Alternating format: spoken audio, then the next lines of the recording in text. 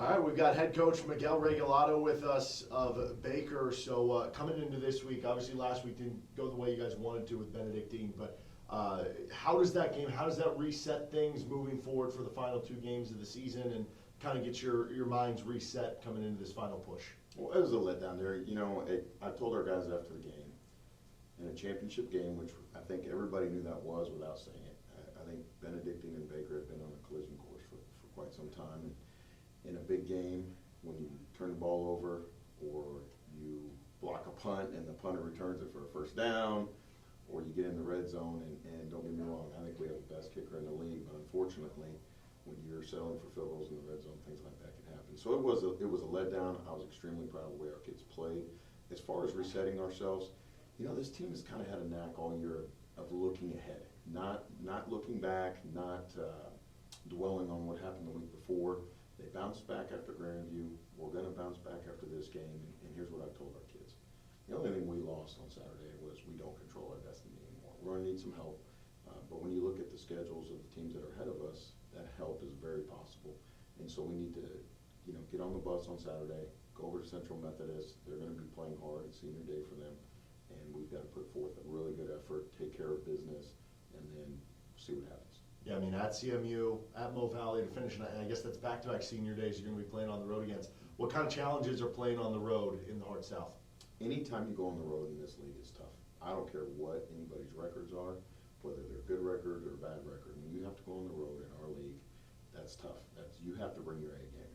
We found that out at Missouri Baptist. On paper, we're supposed to just whip Missouri Baptist from beginning to end, and they played their butts off. And that's what I told our team. When you become the hunted, right now, we've become the hunted. That's the part of the deal being at Baker University. At Clark, nobody cared. At Baker, you're the hunted, and you have to bring your A game every single week, and that's what Missouri Baptist did to us at their place. Central Methodist will do the same, so I need our kids to show up ready to run. Well, CMU this week, as you mentioned, offensively for the Eagles, what sticks out to you there about some of the challenges for your defense this week? Extremely athletic quarterback. He's a very athletic quarterback.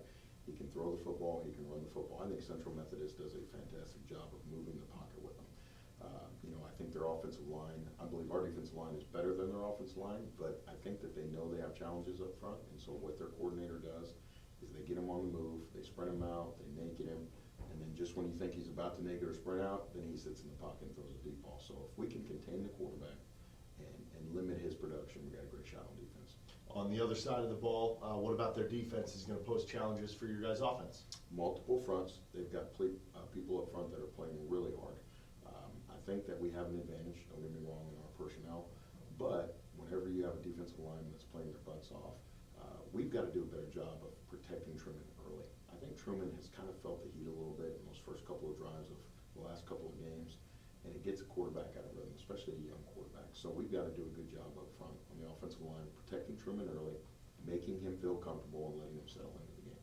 Is that anything you do have to be aware of in terms of with the rankings coming to the end of the season, trying not just to win, but to try to make as much statements as possible in kind of these final games in terms of trying to make it known to the outer people who are voting on this stuff that, hey, we do deserve a shot in the postseason if we can get to that point? At our level, you do.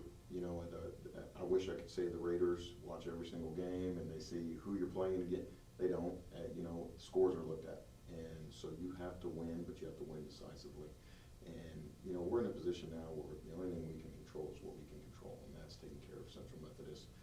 But unfortunately, yeah, we have to make it look good. And, we pick at what the teams in front of us are doing. They're playing some very difficult games as well, so you try not to look at that but as a head coach, but you've also got to be preparing for a week ahead and 2 weeks ahead, and if we take care of business in the right way, we'll have a shot. We're going to be doing an interview with your kicker, Seth Simpson. What has he meant to you guys as a program and a team this year? Since I've arrived, I don't know if I've seen the guy smile yet. He is all business. He is all business. Derek, when you have specialists that take their job as seriously as ours do, Seth Dakenbrink, Seth Simpson, Kenyon Sanders, Chris Brown, those guys are always working. They're always out there a half hour early before everybody else, and it's showing. It's showing in his production. He was in a competition in the spring, and he came out of the competition as a winner, but the guy he was competing against didn't come back, and he never looked back. He's been straight ahead, focus. He's 13 of 15 in field goals, which is incredible. He's 30 of 30 for extra points. He's been fantastic, and he just takes his job seriously, and that's half the battle with specialists. All right, we just crossed Halloween. Do you have a favorite Halloween candy? You know I do. My wife unfortunately brought back a bunch of white chocolate Reese's cups. Full of eggs and all that, yeah. I'm telling you, anything white chocolate is a weakness of mine. I've showed some strength in staying away from them, but I have a feeling tonight it's going to end up catching up to me. All right, there you go. Enjoy some white chocolate Reese's eggs or something while you're tuning in to Baker CMU this Saturday.